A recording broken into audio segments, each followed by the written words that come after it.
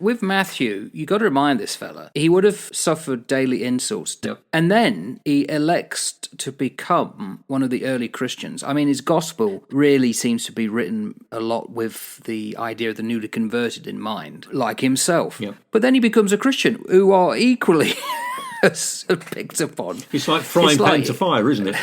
It is. Yeah. We know there's varying traditions for what happened to Matthew. One tradition is that he was stabbed to death in Ethiopia, he was possibly martyred in Persia, or he was burned at the stake. Various writers of the early fathers and the apocryphal texts give slightly different views of this. What we know is that he died for his faith in Jesus Christ in a way that spoke to so many people of Israel. The Gospel of Matthew is written in a way that has a Jewish audience in mind. And what fascinates me as well about Matthew is whatever happened to him in his young life, and bearing in mind he was a young man, he still had a spiritual hunger. Because when you read his Gospel, he knew the Tanakh and Torah, etc. He knew it so well. If I was to picture him, if I was to be filming this, I would have Matthew as a young boy who excelled in Torah, who excelled in the Tanakh, and who got to the school of the disciples, Bet Talmudim, and didn't get called by a rabbi. Right. And so he left. And he probably had his nose put out of joint. And so he thought,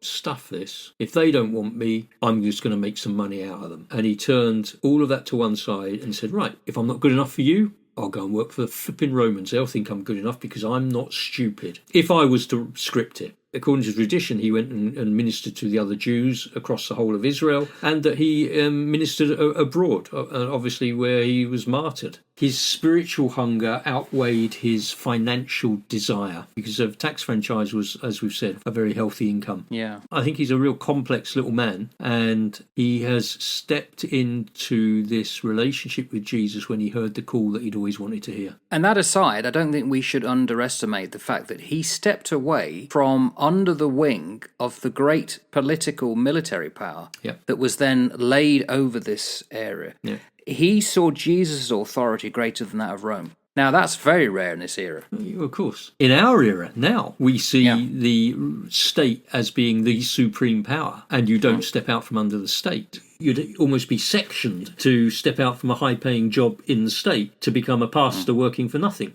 Who's that? I don't know. Do you know anyone like that? I don't know many people like that. Your mental state has got to be quite questionable to do that sort of thing. Unless, of course, there is something very real about who you're serving. Can you just imagine the ramifications across the Roman leaders there? This Matthew would have been bringing in a fair bit of coin.